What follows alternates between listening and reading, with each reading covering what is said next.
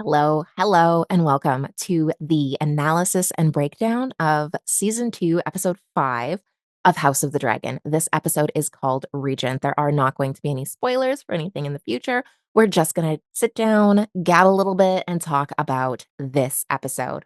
I'm also going to try to temper the language a little bit because, yeah, I think my language has been getting a little spicy for YouTube. So let's get right in. A lot of stuff happened in this episode, but it was very much a storytelling and character building episode, but still very much to discuss. We open on Driftmark, and I have to say that the cinematography in this episode, in every episode, is always so great. So we see Corlys, and he has clearly gotten word about Rhaenys, and he is having all of the feelings. You can really see how much he is grieving and how much he loved her. And I've always loved the relationship between these two, the relationship dynamic. He has always seemed to think the world of his wife, despite the fact that he never listens to her, tempering the language, but he never listens to her. But even with that, you can tell that he really does value her input, value her companionship, and value her as a person. Now, up until now, I have had some question as to if he actually valued Rhaenys as a person versus as a symbol of his standing, because we know how much standing and how ambitious Corlys is. So being married to somebody who was supposed to be queen, who was had a very real shot at being queen if it just weren't for the fact that she was female. There has always kind of played a little bit in the back of my mind that does he love her because of the standing that she brings him? Because we know that he so very much wants to get a Valerion on the throne. But at the same time, he really seems to love and value her. Rhaenyra also going through it, also very much grieving the loss. For Rhaenyra, not only is this a loss of a family member and a loss of somebody who has been so influential in her decision making, but this is also very much a loss for her strategically. Rhaenys and Meleys were her largest and most experienced fighters on her side, and now she has no real standing army, but also that was her best and biggest and best dragon rider. We're now shown King's Landing. You can see that we're given a walk through the markets. It's very much congested there. People are fighting over rotten fruit, so we can tell that the situation is dire. Having Corlys cut off the trade routes is absolutely punishing the small folk of King's Landing. Next, Crispy comes wandering into town with the entire battalion that just conquered Rook's Rest. They have Meleys's head in tow, and you can kind of see the townsfolk are not reacting how they expected. You can tell that they're expecting fanfare and they're expecting applause and everybody to be super excited. But all of the townsfolk see this as a horrible omen, as a bad omen. They are all gasping and nobody is cheering. They're all saying, like, we thought that the dragons were gods. And now their reaction to the king killing a dragon, even though it is for the opposing side, is a really, really bad sign. Nobody likes this. Nobody's into it. You can see everybody they're concerned. They're concerned. They're already starving. They're already going through it. And now you want to go and throw this on top of it. Gawain is questioning if Rook's Rest was even a victory. You have to remember, yes, they got Rhaenys and Meleys, but Aegon is seriously hurt. His dragon is seriously hurt. And the townsfolk are not at all reacting how they expected. Was it worth it? And we are meant to guess that King Aegon is hiding in this crate here, probably to hide how severe his injuries are from the townsfolk, I would imagine. The next scene we get is between Aemond and Alicent, and you can tell that she has not really been filled in on everything. And she knows. She's looking at Aemond, her son, and she knows that something went horribly wrong. She also knows that Aegon was not supposed to be there in the beginning. She knows that Aemond is already a kinslayer, and I really feel like they are doing it a disservice, playing it down as much as they did for the first 5 episodes. Because now, if you don't know how significant and how horrible people view kinslayers, you would be a little bit shocked at how they're taking this. All of a sudden, he should be absolutely ostracized from society because he's a kinslayer. But Alicent knows, she keeps saying, "You know what he is." And so I think Alicent is starting to kind of figure out that she might have made a big mistake by trying to overthrow Rhaenyra and keep hold power for herself, because that's ultimately what they wanted to do. They just wanted to hold power for themselves. And now she's unleashed these monsters. She also clocks that Aemond has the dagger. I find it strange that she would just notice it now. I find it strange that there doesn't seem to be any kind of conversation that's happened beforehand and she wouldn't clock it beforehand, but I am glad that they are bringing this in. Maybe they had infantry or a random messenger come and tell her that they're coming in and announce this. But I am glad that they're showing us that she realizes that there's something off, and she definitely is giving off like she suspects Aemond of trying to kill his brother. The worst part about it is that Aemond does not seem to be concerned. He actually seems to be quite smug, quite proud of what's happened, and I'm sure that just sets off even more alarms for Alicent. We get one of the only 2 glimpses we get of Helena this entire episode. So they're bringing in this box, and this is, of course, Aegon. You can just see, like, the look on Alicent's face at how horrendous the extent of the injuries were. She was not at all prepared for this, and the next scene is incredibly graphic, so I will not be going too much into that. Maester Orwell is in there. He is doing surgery. They're taking off the armor. They are setting bones. They are peeling away like, it is so graphic. Alicent is very concerned. And Orwell says, "Listen, we don't even know if he's going to wake up. It's a very touch and go, and the next few hours are absolutely critical." That we see Aemond, and he's just kind of like, "Yep, looks about right. That's pretty much what I expected." And again, giving off no signs of concern. In the next scene, Alicent goes to confront Crispy. And she's like, What went on?" And he's like, "Yeah, it went a little bit not according to plan. His grace showed up and showed great force, and we won the battle." He's being very evasive. He will not tell her the truth. And she says, "You're not going to tell me what part did Aemond play in this?" And he's like, "Aemond had Vhagar. Aemond helped us win the war." And that is that. He is not being forthcoming, and she immediately clocks that. She can tell, and she knows it was her son, but nobody will admit it. They also mentioned that they lost 900 men, which is not an insignificant number, so go Rhaenyra. But again, we saw a lot of that was due to the dragon fire, and a lot of that was not even due to Meleys. A lot of that was due to Vhagar crushing them all when she was landing and having to retake off. And even with Sunfire falling and dropping all of the spillage onto the infantry below. Next, we travel to Dragonstone, where they are recapping their losses after the war. This is a big loss for them. Meleys and Rhaenys, again, that was their most experienced and first of all, largest dragon, most experienced dragon, and most experienced dragon rider. They had been to battle before, so losing them is big, especially without Damon coming back. Vhagar is going to be a constant problem for them. They are discussing that they don't have an army.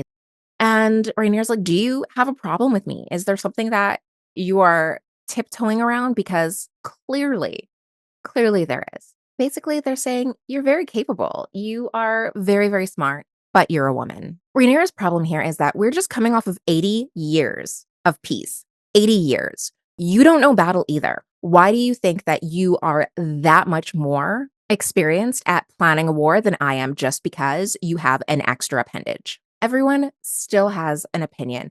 Most people want to go on the defensive. They want to go and start hitting some of the strongholds belonging to houses who are faithful to the Greens. A lot of them are saying, "Vhagar, she's spent, she's tired, she is having a little nap. We can totally go and do all of these things without having to fear any kind of retribution. We should go do that." Whereas Rhaenyra is saying, "No, let's send reinforcements to Maidenpool and a couple of other places. We need to get our bearings." What they're not realizing is that their largest and best asset is gone. Damon is God knows where, and Rhaenyra can't fight. So who's left? the 2 kids, and Rhaenyra is not willing at this point to put the kids in danger. She's not willing to have them go off and start fighting without any supervision, without any backup, while they are so young, reckless, and inexperienced. The Blacks are really in a predicament right now.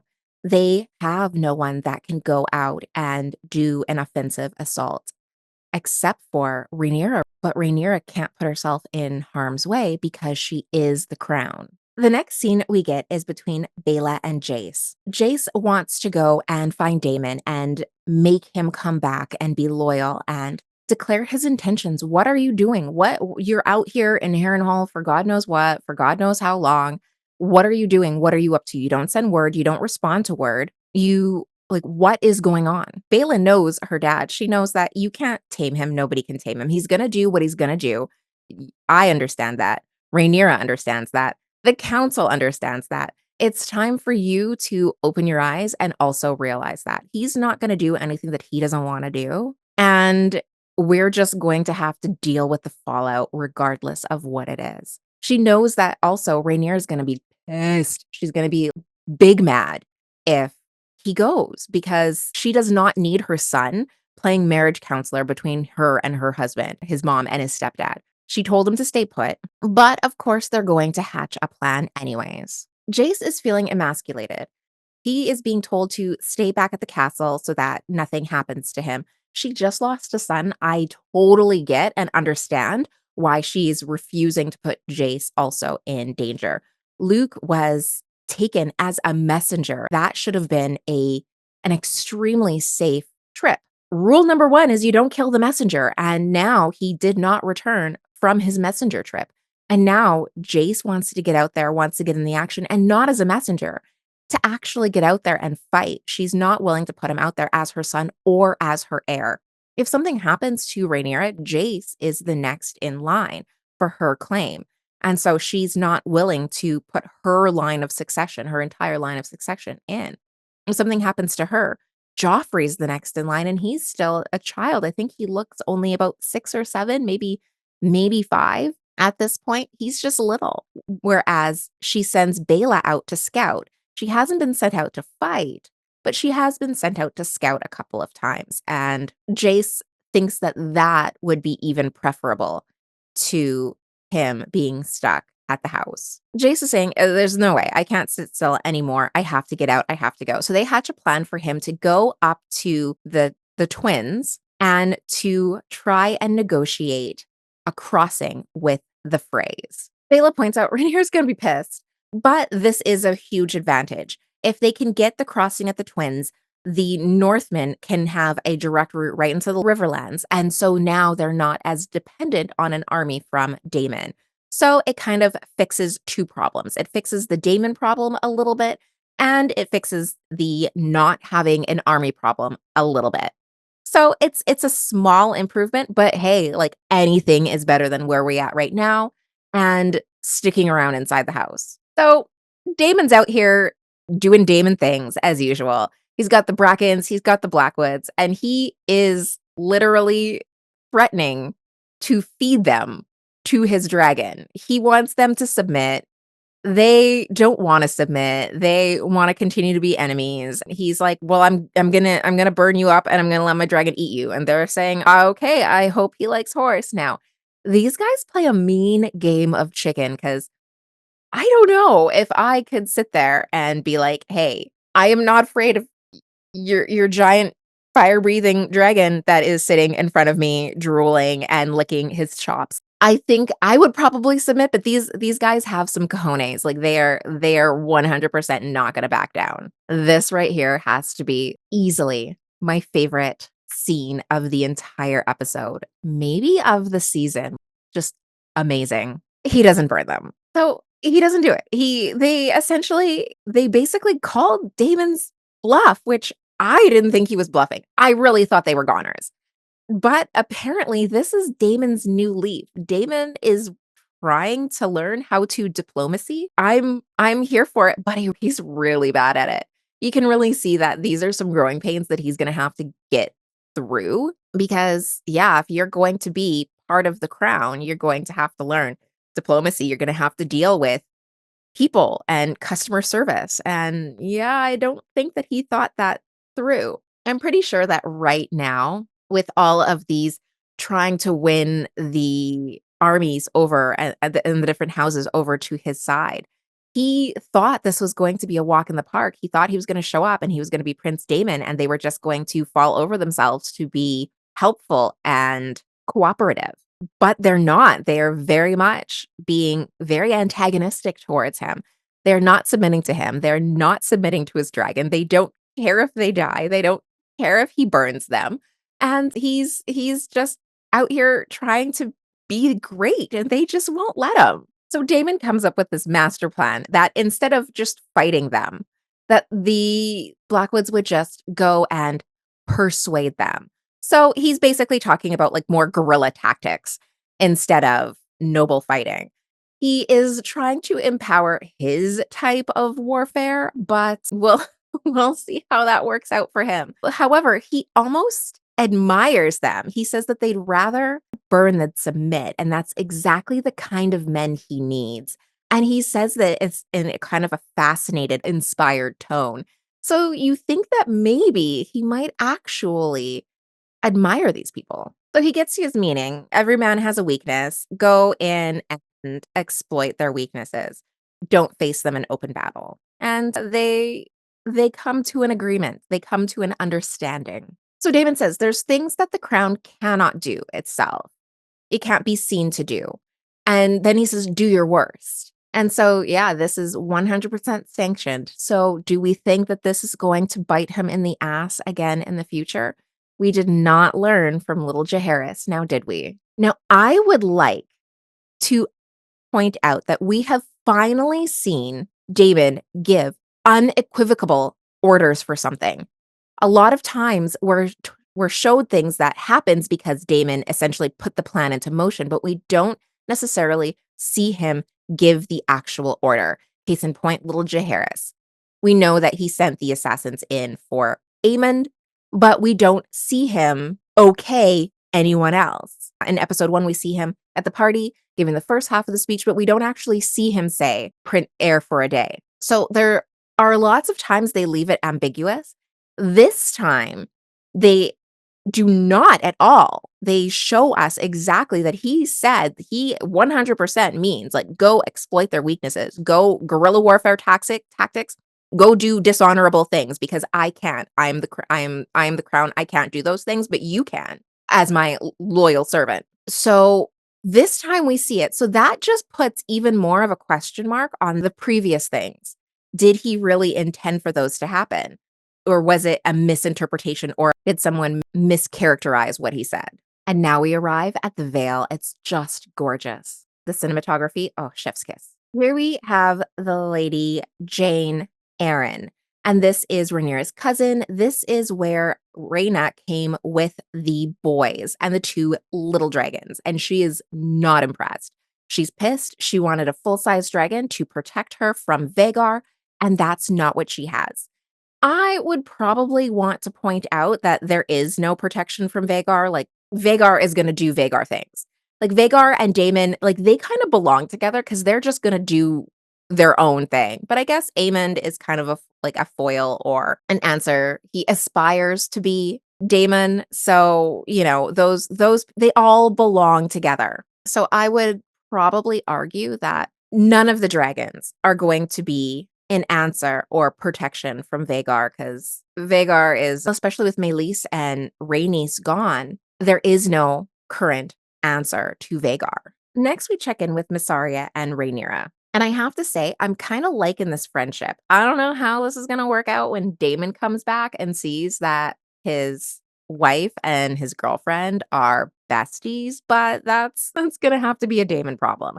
So they're talking about Rhaenyra's frustration over her inability to fight. Not only can she not go out and physically fight, she also doesn't know how to fight. She doesn't know anything about fighting, and it's because she's a woman. We can see a pattern here. And she feels like if she knew more about fighting, then she would know more about this war, and she would be able to make better choices, basically. Mysaria is saying that while you may not have an insight into fighting, you have insight into so many other things. And there are many, many different ways to fight a war. And maybe it's time that we take a different approach. They also discuss the fatal error that Kristen Cole made. Massaria points out that the small folk look at dragons as gods, that parading Melissa's head through the streets, huge error because they're going to take that as a sign that something horrible is coming. So they go off, and apparently they are sending Rhaenyra's handmaiden off on a super secret mission. I love it. I love the super secret missions.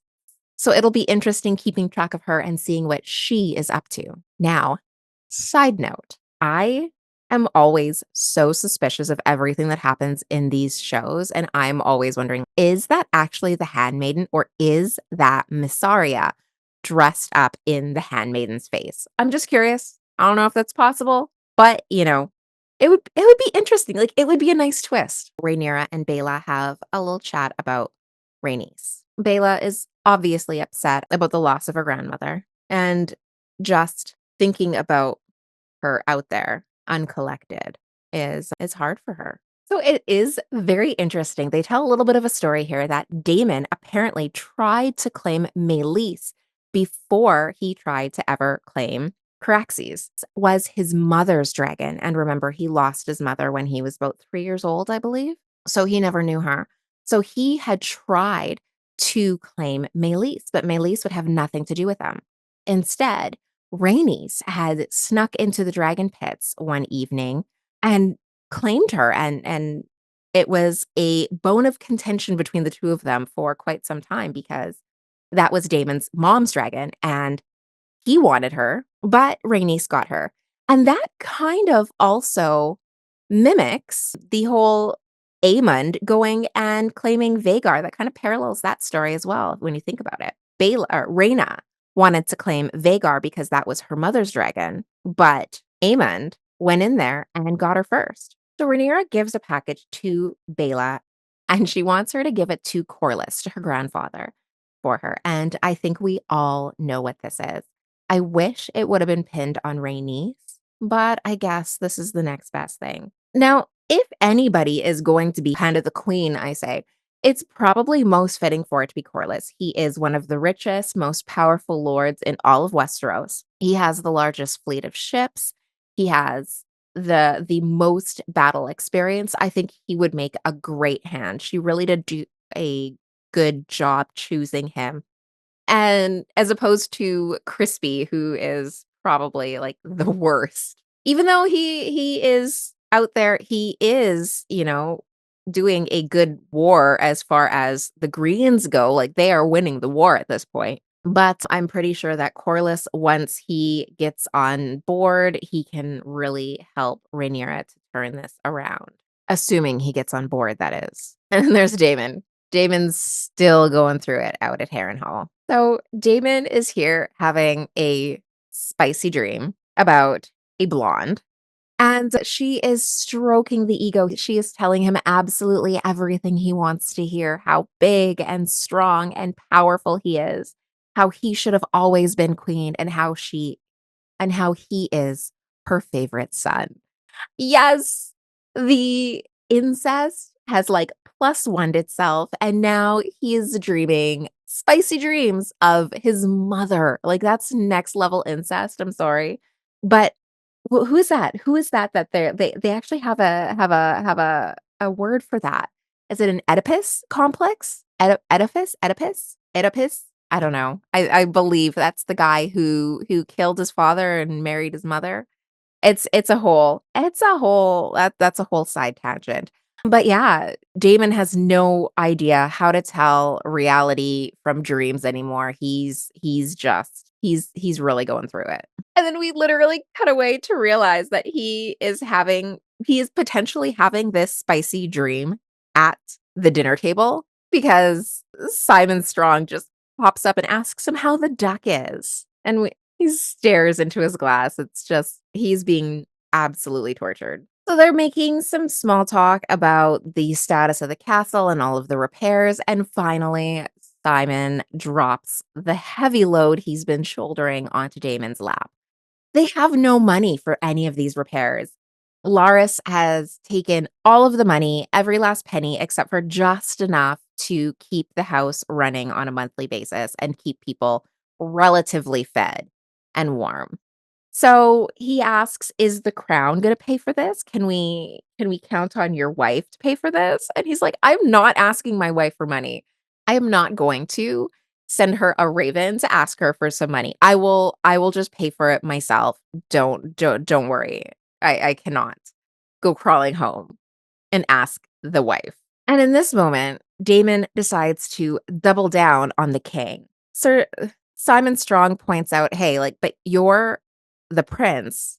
And Damon's like, "Yeah, but what would you call the wife of a queen?" And he's like, "Well, you'd call him the king." And then Damon's like, "Okay, well then call me the king." And he's like, "But you would be the king consort." He's like, Wait," Damon says. "Shh, shh, shh, shh, shh. We don't have to worry ourselves with all of that consort business. Just leave it at the king. Let's just abbreviate it." So, yeah, apparently all that he has gone through has not yet taught him any humility. At the small council, we see Orwell. He's giving an update on Aegon's situation, and he's saying that, "I don't know that he'll ever wake up. He's not in a good state right now. We're touch and go." And Alicent is not taking this well, but the council has to continue on, and they need to pick a regent. Now, Alicent comes up with a great idea. She ruled in Viserys's illness, so she has a ton of experience ruling and making these decisions. So, logically, she has the most experience. She should be the regent. Now, the council, they're not too crazy about this. They're like, "Hey, hey, hey, let's not be too rash. You still don't have something that, all of the other men have at this council. So we might not have experience, but we have that appendage. So you can't possibly honestly rule.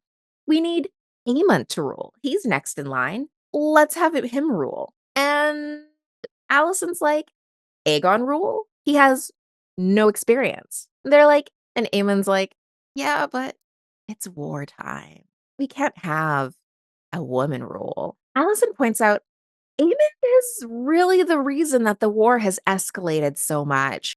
His aptitude for kinslaying is pretty much why we are where we are right now. And they're like, "Yeah, but, hear us out, still a man." So this is where things start to get a little bit awkward. Allison thinks she has some allies. She thinks that both Laris and Crispy will vote with her because she has them both under her thumb, right? No, not at all. Laris and Crispy. Not only does Laris side with the others and be like, "No, no, no, no, you can't rule. It has to be Aemond."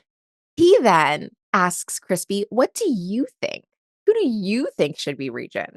And Crispy says Aemond. So nobody is on her side. Absolutely everybody is throwing in the towel on Allison right now. And you can totally see the look in Allison's eyes like, "You are so never getting any again. Nothing. Your watch is just about to start." And the look Aemon gives her. Now, the men get to work on planning their war as soon as it is decided on that Aemond is going to take over for Aegon and be Prince Regent. He grabs Aegon's ball and he sits in Aegon's seat. And Alice dissociates. She has that same look that she gets whenever, these things happen to her. She had the same look when she was having some Viserys time in season 1. She's had the same look throughout. She's not pleased. And I think she's kind of realized that this entire situation, this is all Viserys's fault. Like, this is all Viserys's fault. I don't think that Viserys wanted Rhaenyra to take over because he didn't want it. Like, he knew that this would happen. I think this all happened. I think his children grew up to be horrible people because he basically ignored them after he made Rhaenyra the heir. So this is still Viserys's fault. It's also Allison's fault because she's been arguably a horrible mother. She's not present. She coddles them. She set this into motion. But that is probably Otto's fault. So you see how it comes down, and it's like the sins of the parents will affect the children who will carry it on, and that is all. Anyways, dissociation from Allison. She hears nothing. She has no idea, but I do like her ball. She has a nice little kind of tigery striped ball. It's nice. Nice ball. And you can hear her breath as she seethes. It's wild. The next scene we get is with the blacksmith, and he has no money. His daughter is still sick. His wife wants to leave. He's saying it's going to be fine. The king's going to give us our money. We're going to get paid.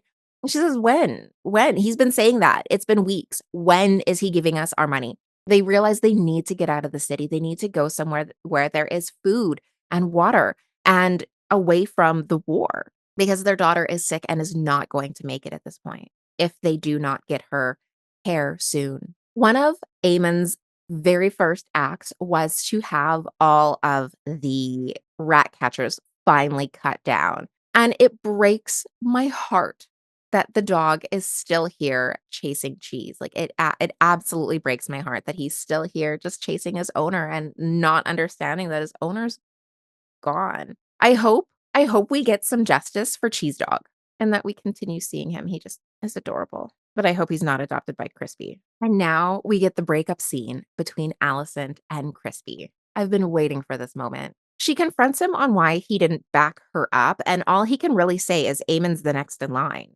She's saying, "You know what he is, you know what he's capable of. You are telling me that you don't know what happened at Rook's Rest, but I know what happened. I know without even having seen what happened. I know what happened because I know my son." At this point, she realizes that it's over and tells him that he is not even allowed to say her name, like literally, like, "Keep my name out of your mouth." Now you see the small folk and they're all rushing to the gate to try and leave. And also ordered all of the gates be shut and sealed.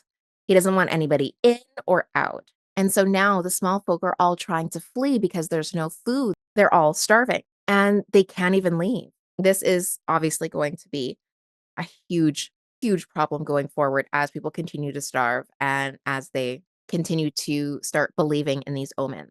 We see that the blacksmith is trying to leave with his wife and his daughter, who is not doing well at all, but they can't get out because all of the gates are sealed. Next, we see Jace treating in the middle of the crossing with the Freys. And the Freys are trying to negotiate some protection first. And Jace is like, "Yeah, I will totes protect you with my dragon." They're like, "Your dragon's kind of small. What about your uncle daddy?" He's like, "Uncle daddy will totally, totes protect you." It's like, "Yeah, but you can't be two places at once." He's like, "Well, what do you want? You tell me. What do we need to do here?" They want Harrenhal. Harrenhal. Have we not learned? Maybe this is too far back in the history for them to really realize, why would you wanna do that to yourself? But hey, you want it, you got it. Jay says, "You know what? I think we can do that. Biggest castle in the land? Yeah, sure, you can have it. It's cursed. Have fun. But you want Harrenhal? You got Harrenhal. But the thing is this, we're gonna need a little bit more than just a trip across your bridge. We're gonna need you to bend the knee. And ambition gonna ambish." That's my new saying today. And you can see Jace is feeling himself in this moment. He feels like he did a lot. He did. I'm not trying to diminish that. And he knows it. The ego got stroked today. So here we return to Harrenhal, and Alice is overlooking all of the repairs that are happening. And we get to see Damon trying to help out. I feel like he's not really trying to help out because if he was trying to help out, it would probably be better for him to be out trying to hire more tradesmen. The amount of work that he can put in, because it's not like he's done a day of honest work in his entire life. So the amount of help that he can actually do is menial and not really going to make a big dent, but it makes him feel like he's busy. So he thinks he's busy, I guess. There's so many better things he could be doing, like going and rounding up some of the smaller houses, trying to talk to them, trying to reason with them. But instead, he's chopping logs and tripping balls as per usual. So here she's checking out. He's got a whole bunch of blisters from chopping wood on his hands. And I'd have to say, I don't know, I feel kind of mixed about this. And let me know your opinion of this. They're trying to say that his hands are soft. He hasn't done an honest day's work. However, he's quite proficient with the sword. And I have a feeling that he probably practices with that sword at least daily. So here's the thing, that's going to build up its own blisters and stuff on his hands. So it's not like his hands would be all baby soft. He would still be out there. He would still be practicing with his sword. He's been through a lot of battles. His hands would still be pretty beat up, right? It'd still be pretty rough from sword calluses. I don't know. Let me know your opinion. I don't think he would be quite as pampered as they and have like the soft hands that they necessarily say that he would or are trying to insinuate that he has. So she's confronting about some rumors that she's heard from Brackenland, basically saying that, they are under attack. There's all this guerrilla warfare and, these horrendous things are happening. And he's saying, what has to be done has to be done. He's not being phased by this at all. The sooner they come over to my side, the sooner they can rest assured that they will no longer have these problems. As she is describing some of the atrocities that are happening, you can hear almost an echo of these screams or this chilling. I don't you can barely hear it. It's so quiet in the background, but it's almost like either screams or possibly like very, very, like, kinda high-pitched, eerie music as if it were screams or, like, shadows of screams almost. And she's describing how she hears these things on the wind, and he's saying, "War is terrible," but I think it's really interesting, and she does have this intense, unblinking look to her always. I don't think we've ever seen her blink, and Damon is still just the most unbothered. Alice is really upset that it's always the weak and the women that have to endure the atrocities of war. And Damon is basically taking the stance of whatever it is that gets me what I want is what I'm going to do. And she's clearly upset by this. Now, again, she brings up the queen and how obviously everything you do is sanctioned by the queen. And this stops him dead in his tracks because, of course, Damon's up to no good. We know he's up to no good. But until now, we don't know how no good he is. He finally has a full mask off moment. He says, Rhaenyra can't win, even if I wanted to help her, even if I intended to help her, even if I did, she could not win. The people who she wants to rule are not going to follow her. Nobody's going to follow her. She is a woman. She cannot succeed. So there's no point in trying. I'm going to go. I'm going to take King's Landing by myself, for myself. And if she decides that she wants to be my queen, she is welcome to the position. He then goes on to point out how ill-fitted the high towers are, that they should not be ruling, that he's the only true heir. He was the first true heir, and he should still be the heir to Viserys's throne. And she says, well, what happens if you can't succeed? And he's like, I'll be dead. None of this will be my problem. The funny thing is that I am shocked that he is like making this play for power because he's never ever shown any inclination to hold power. He kind of wants it before he has it, and then he gets it, then he messes it up on purpose and loses it, but actually keeping and holding onto and fighting for power. And then he gets exiled, and then he goes away, and then he sulks for a little bit, and then he acts out, and then he comes back, and it all happens all over again and again and again. But he's never actually made a play for power. If he really wanted to make a play for real power, as the king's brother, he could have made this play.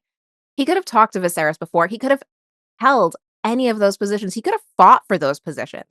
But instead, he just goes away. So I am shocked that he intends on grabbing power. And this can go into a whole bunch of different conspiracy theories on the side. Like, does he actually want this power or does he just not want anybody else to have it?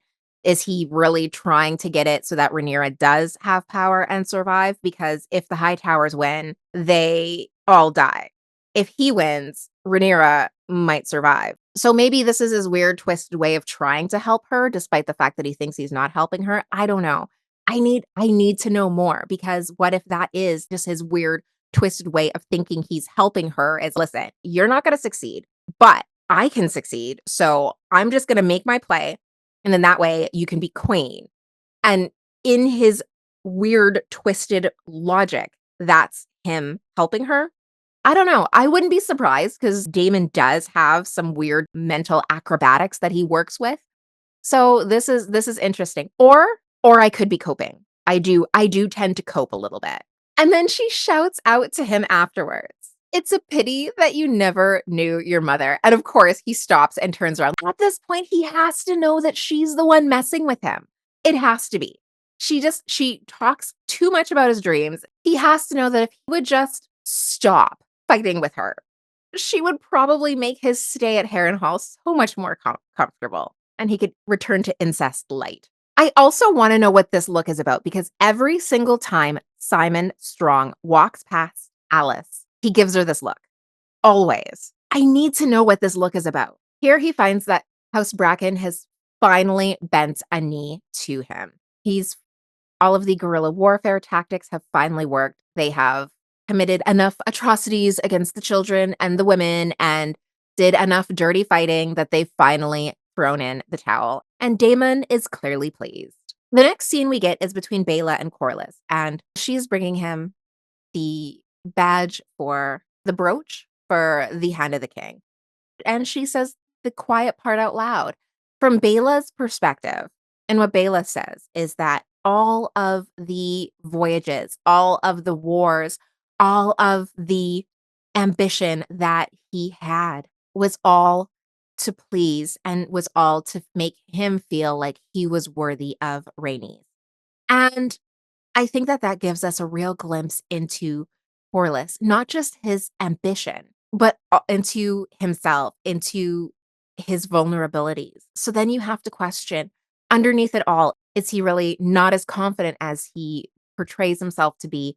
Is he not quite as ambitious? Or was it his love for Rhaenys that made him go out and do these things and want to be worthy of her and want to give her these things? Or is he just that ambitious and he is playing it all off and trying to fool everyone?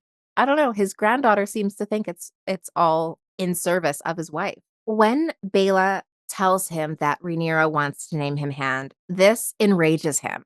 He feels like Rhaenyra has taken everything from him, and now she wants everything that's left. And I think that that's kind of rich coming from him, no pun intended. That he's really the one that had all of this ambition. It's him that put his children in this path. He tried to marry Lena off to Viserys when she was like 12 years old. He, of course, gladly accepted the proposal for Laenor, despite the fact that we all knew that Rhaenyra was not Laenor's type, but they worked that out. But again, he's put all of his children in this position. If he did not have such lust for the throne, none of this would have happened to his family. And Rhaenys has pointed this out quite a few times, so I feel pretty confident in agreeing with that. And now he wants to absolve himself of that guilt of offering up his family and instead just put it on Rhaenyra being greedy. Anyways, he is by far the best choice for her to be Hand out of anyone surviving right now. Bela points out that Rhaenys chose her exit. She knew what was going on. She knew what was happening. She chose it. She met her end in Dragonfire as a true dragon rider. And she did it while she was defending her kin, while she was defending the Targaryens. And she was a proud Targaryen princess. And that she would probably never have it any other way. And that Bela feels the same. If she's going to meet her end, she would want it to be in Dragonfire as a dragon rider. And this is also very reminiscent of Rhaenyra back in season 1 when she was saying she didn't want to be a mom. She wanted to be a warrior and fly on her dragon and fight and eat cake. And now you see Bela saying the same thing. You see Rhaenys got to go out on those terms.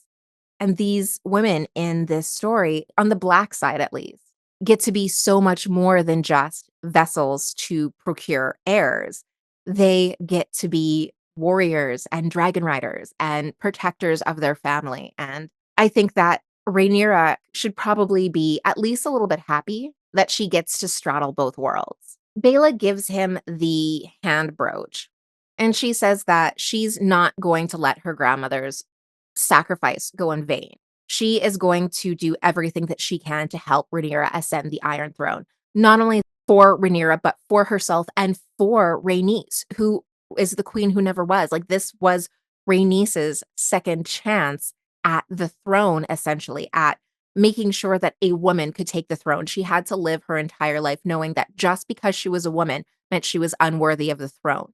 And so now here is a second opportunity for this to be corrected so that future women may have an easier time ascending the throne and gaining that power. Now, in this moment, Corlys decides that he is going to try and fulfill Rhaenys's final wish, and that was to see her granddaughters be set as the heirs to Driftmark. And he asks her, he's like, I want to name you my heir. But Bela's not having it. Bela says that you need salt and sea as your heir. I am fire and blood. So you're going to have to find someone else.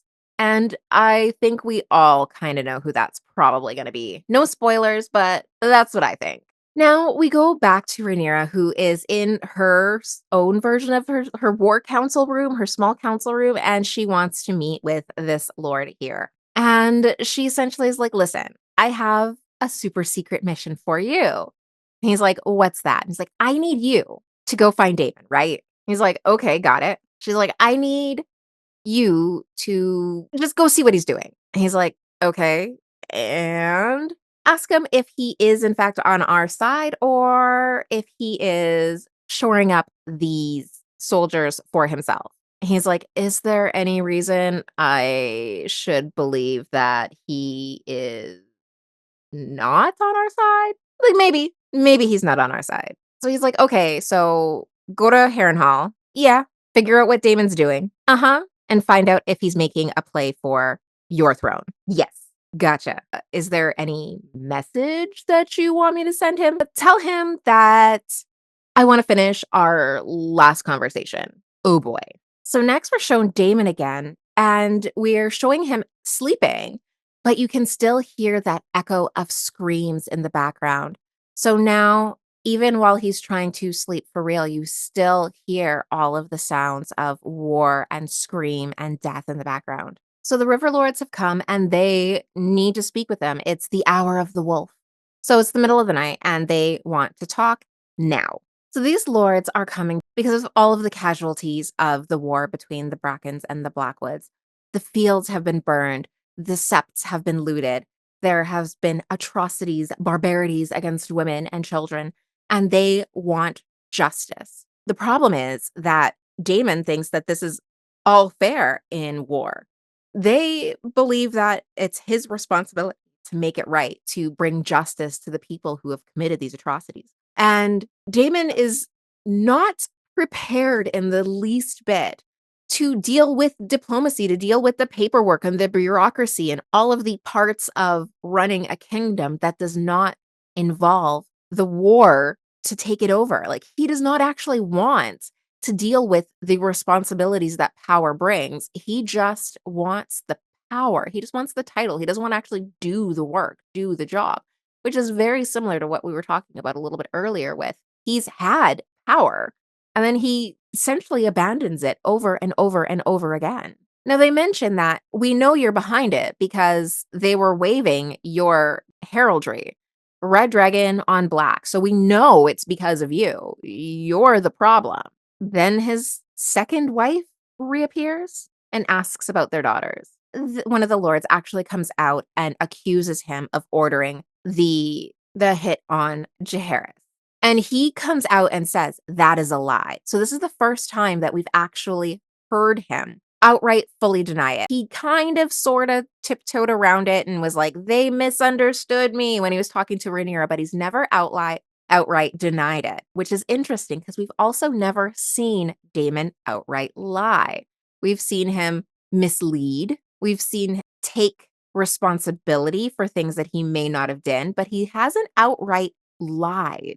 So here's the problem is that the Riverlands people are very, very loyal to their morals. And she right out and says, we're not going to be loyal to a tyrant. We will not raise our banners for a tyrant.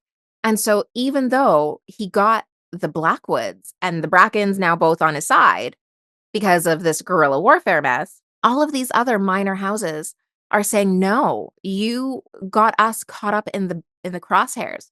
We are not going to fight for you because you are a hideous person. You're a horrible person. You're a tyrant, and we cannot support you." So here we have Rhaenyra's handmaid, and she has finally arrived at King's Landing. She sees somebody that she knows, and she's like, "I need you to sneak me in." He points out that most people are trying to get out of King's Landing, and she's the one exception, but he helps her out. Now, the best part of the scene is who she's gonna go meet. She gets snuck into King's Landing, and look who she's meeting.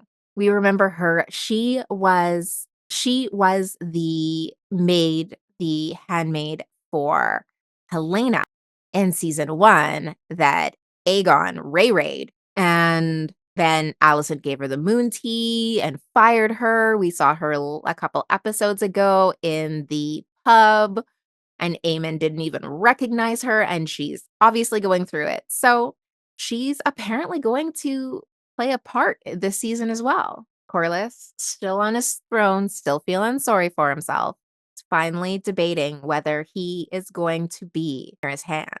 And then we get Aemon, smug as ever, just staring at the throne. He's clearly more ambitious than we thought. Now, we haven't been seeing much of Helena lately, and she sneaks up in the room like a cat and asks him if it was worth it. In the next scene, we have Allison, and she is visiting Aegon, and he is not doing very well. You can hear his breath is labored and raspy. He's covered head to toe in bandages. He is he's really, really not looking good.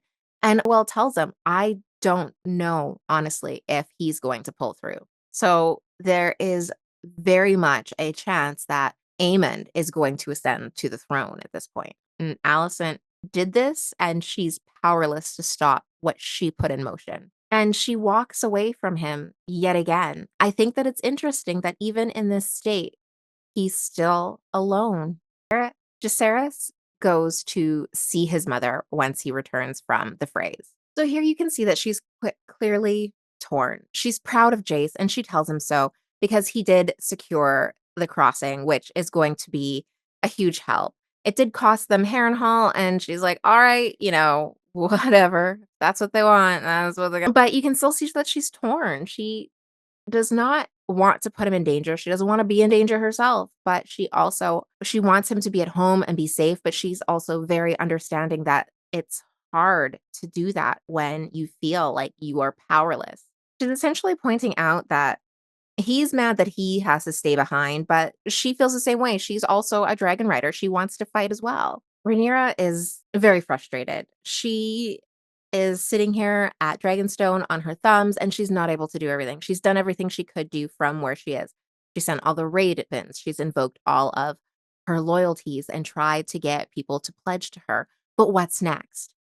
Aemond is in control right now in King's Landing. Eventually, he is going to press his advantage. He's going to follow up on that win at Rook's Rest, and he's going to come for them. And then what? Are they just going to sit at Dragonstone and wait for Vhagar to come knocking? Or are they going to go out and find a way to fight for themselves? With Damon gone, Rhaenyra is up. She's the only person left, and she's in her mind trying to figure out how her and Syrax can outwit or outgun or outfly Vhagar. She points out that, Vhagar is huge and she's powerful, but Syrax is quicker. Maybe Syrax can get a jump on her. Maybe we can do something. And Luke is pretty much saying, so was Meleys. Meleys was faster. Meleys was quicker. Rhaenys had more experience than Aemond, and they still lost. And Rhaenyra points out, yeah, but it was 2 against 1. So I think that they clearly do not know the extent to which Aemond was the problem in this situation. But yeah, so Rhaenyra realizes she's up. There's no one else standing between her and Vhagar. If Aemond decides that he and Vhagar are going to come and attack Dragonstone, Rhaenyra does not have many options on what she can do. She says she needs dragons, but Jace points out that they have a ton of dragons. They have no shortage of dragons. What they need are riders. So they do point out that Reyna could be a dragon rider, but then they also say that Reyna has tried and almost lost her life. So I do like it when they do fill in those blanks for us because, yeah, why isn't Reyna just trying to claim a dragon? But I guess apparently she has tried off screen she almost lost her life. So thank you for not doing that, but also thank you for telling us that you tried. Jace points out that there are non Targaryens with Targaryen blood. Why don't we look at all these books? Mind you, the bookshelves in this place, love them, obsessed. But we're staying focused. We're not going to go on a whole other tangent about bookshelves, even though I want them. And points out that all of these people could potentially claim dragons, the ones that have married into other houses that have Targaryen blood. I don't know when they decide to tap bastards. They don't mention bastards here. They just mention other noble houses, and that one of these books, somewhere in this ginormous room full of books, has to have a record of who married into which house. Maybe there are non Targaryens with Targaryen blood that we can get to claim some of these dragons because we've got dragons in abundance. So they do point out, Rhaenyra says that a dragon will only accept a dragon lord to ride it, or so say the histories. And Jace laughs at that. He's like, yeah, history, schmistery. Maybe the histories are wrong, which I'm loving. I do love. So we're going to see just how much Targaryen blood is required to ride a dragon. Jace thinks that it's to gild us in glory. Maybe you don't actually need as much blood as you think. And this is pretty much their last chance. It's a long shot, but why not try? She says that this is a crazy idea. So crazy. Like, it's one of those things that's so crazy it just might work. So now, here is what my mental image of this is. And I could be wrong, but can you just imagine? Because she's like, there could be schools of them. There could be hundreds of Targaryens, non-Targaryen Targaryens out there just carrying around our blood, living their lives, doing their own thing. I am literally imagining. Now, I don't know if you've ever been to an open audition. Sometimes they have open auditions for models or dancers or whatever. Or even if you watch American Idol or any of those shows where it shows the beginning where they're judging the auditions, where it shows the huge theater full of random people who are all sitting there warming up and getting ready and doing their kind of their own thing, and just waiting to go into the panel of judges and be torn apart. This is what I imagine is like a medieval one of these, of just like a whole bunch of rando lords and ladies and peasants and small folk just bopping around, doing their own thing, trying to figure out if they're noble enough to claim a dragon, as Rhaenyra and Jace just kind of go through and usher them in to see Vermithor or Silverwing and hope that they don't get eaten. They just wander them down the path into the room, and the dragons are all just sitting there on a panel. And the people are, hey, dragons, I brought you a turkey leg. Who likes turkey? I don't know why, but this is just exactly where my brain goes. Just hundreds of people, swaths of them lined up, waiting to audition to ride a dragon. Okay, this episode, great episode. Very, very low in action. A high quality incest does give me a little bit of ick. But other than that, great storytelling episode, great character building episode. You really see Rhaenyra and Daemon kind of trying to grow on their own. Rhaenyra does not want to send word to Daemon that she needs his help. She needs to figure out her strength on her own. And yet she also needs to prepare if Daemon is going to try and make a claim against her. So this is very much a teeter-totter for her. She's caught between a rock and a hard place and Daemon.